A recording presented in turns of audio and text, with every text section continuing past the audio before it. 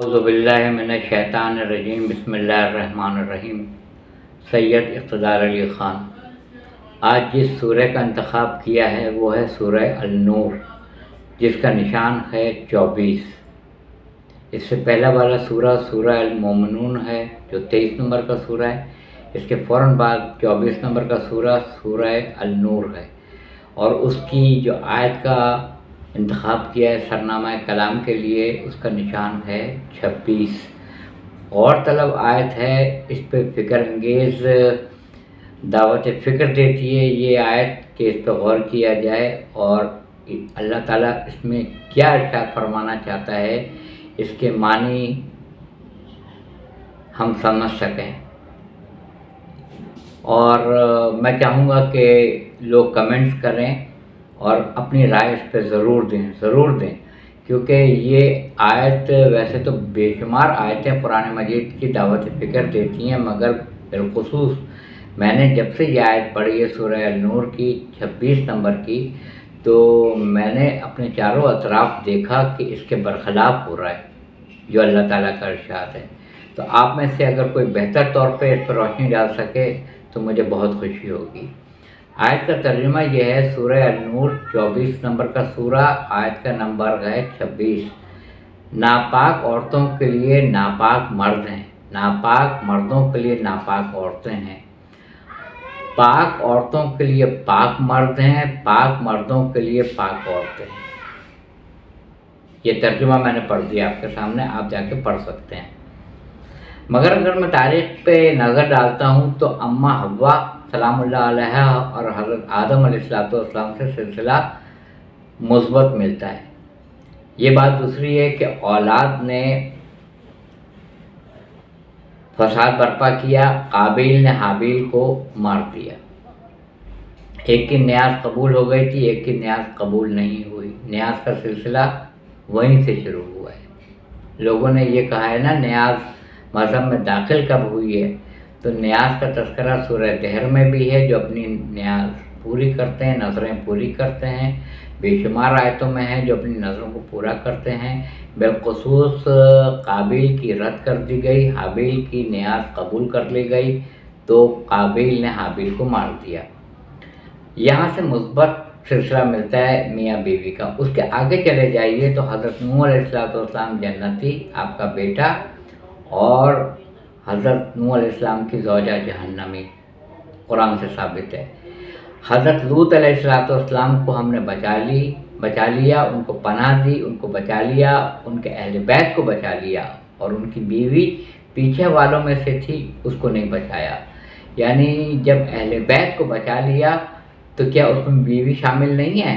یہ بھی غور طلب نقطہ ہے، جا کے پڑھ لیجئے گا، آیت میں اہل بیت کا لفظ ہے۔ ہم نے لوط کو بچا لیا علیہ السلام کو، ان کے اہل بیت کو بچا لیا، اور ان کی بیوی پیچھے والوں میں سے تھی، اس کو نہیں بچایا۔ پھر نظر ہماری پڑتی ہے حضرت آسیہ سلام اللہ علیہ پہ۔ فرعون کو پتہ چلا تھا کہ کوئی موسیٰ نامی شخص آئے گا جو قتل کرے گا، جو حکومت ختم کرے گا، ساری شہنشاہیت اور بادشاہت ختم ہو جائے گی۔ تو اس فرعون نے 70,000 سے زائد بچوں کا قتل عام کیا، اس ایک فرعون سے بچنے کے لیے۔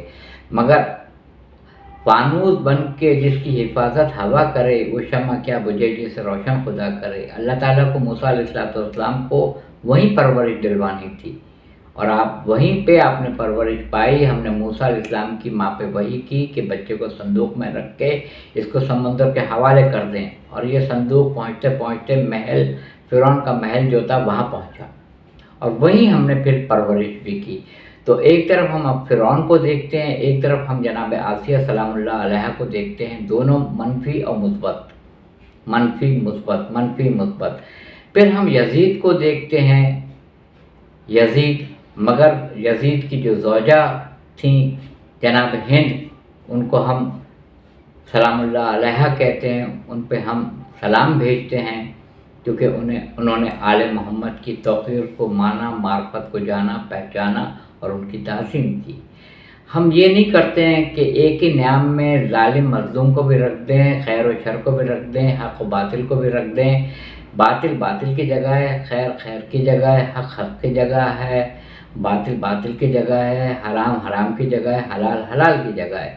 اب یہ آیت کا ترجمہ آپ دیکھتے چلے جائیں زندگی میں۔ حضرت حسن مجتبیٰ علیہ السلام کو ان کی زوجہ جودہ بنت اشس نے زہر دیا بیوی ہونے کے باوجود، اور دوسری بیوی جو کربلا کے میدان تک آئیں جناب شہزادی ام فروہ سلام اللہ علیہا، جن کے بدن سے حضرت قاسم ابن حسن ہوئے، حضرت عبداللہ ابن حسن ہوئے اور حضرت حسن مثنیٰ علیہ السلام ہوئے۔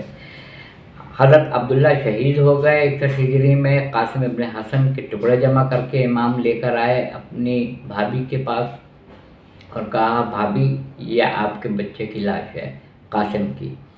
تو ایک طرف حضرت ام فروہ سلام اللہ علیہ جیسی شخصیت ہے، تو دوسری طرف جودہ بنت اشس امام حسن کی وہ بدکردار اور جہنمی صفت زوجہ جس نے زہر ملا کے امام کو دیا۔ تو یہ آیت پہ تبصرہ کیجئے۔ ایسا معلوم ہوتا ہے یہ آیت کا اطلاق آخرت میں ہوگا کہ جب پاک مرد جنت میں جائیں گے تو ان کو پاک عورتیں ملیں گی، اور پاک عورتیں جنت میں جائیں گی تو پاک مرد ان کو ملیں گے۔